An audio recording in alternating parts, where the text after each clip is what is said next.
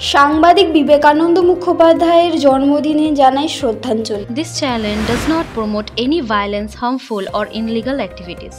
All content provided by this channel is meant for an educational purpose only. Vivekananda Mukhopadhyay ছিলেন একজন বাঙালি সাংবাদিক ও সাহিত্যিক। ভারতের বর্তমানের বাংলাদেশে ফরিদপুর জেলার মাদারীপুর মহকুমার ছওগাঁয়ে 31শে জুলাই 1904 সালে তিনি জন্মগ্রহণ করেন। তার পিতার নাম কুলদানন্দ মুখোপাধ্যায় এবং মাতা ছিলেন মনমোহন দেবী। 1923 সালে বাংলা ও সংস্কৃতে উন্নত মানের লেটার নম্বর সহ ম্যাট্রিক পরীক্ষায় পাশ করেন এবং কলকাতার স্কটিশ চার্চ কলেজে ভর্তি হন। অর্থাভাবের কারণে তিনি বেশি দূর পড়াশোনা চালাতে পারেননি। 1925 সালে আনন্দবাজার পত্রিকার হাত ধরে তিনি তার কর্মজীবন শুরু করেন, যদিও এর আগে তিনি উদ্বোধন পত্রিকায় কবিতা লিখতেন এবং এই সূত্র ধরেই বিদ্রোহী কবি কাজী নজরুল ইসলামের সংস্পর্শে আসেন।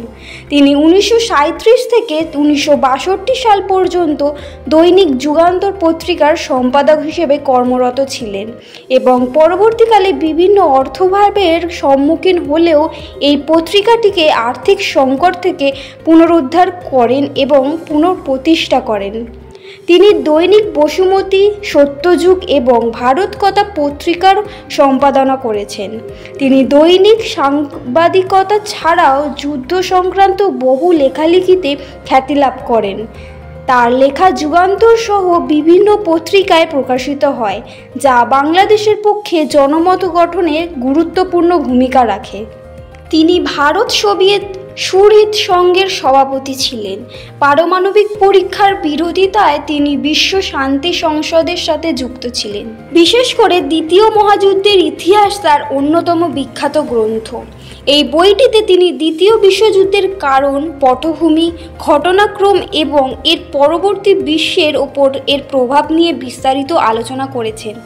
এছাড়াও রাষ্ট্রীয় আলোচনার সূত্রপাত বিষয়ক 4টি গবেষণাশ্রিত গ্রন্থ তিনি রচনা করেছিলেন।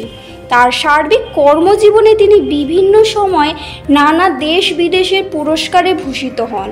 1970 সালে ভারত সরকার কর্তৃক তিনি তৃতীয় সর্বোচ্চ অসামরিক সম্মান পদ্মভূষণে সম্মানিত হন এবং 1976 সালে পেয়েছিলেন সোভিয়েত ল্যান্ড নেহেরু পুরস্কার। অবশেষে 1993 সালের 20 মার্চ বিবেকানন্দ মুখোপাধ্যায় শেষ নিঃশ্বাস ত্যাগ করেন। সংবাদ শিরোনামের পক্ষ থেকে বিবেকানন্দ মুখোপাধ্যায়কে জানাই প্রণাম। আপনারা দেখছেন সংবাদ শিরোনাম ডিজিটাল, মাথা উঁচু করে এগিয়ে চলার শপথ।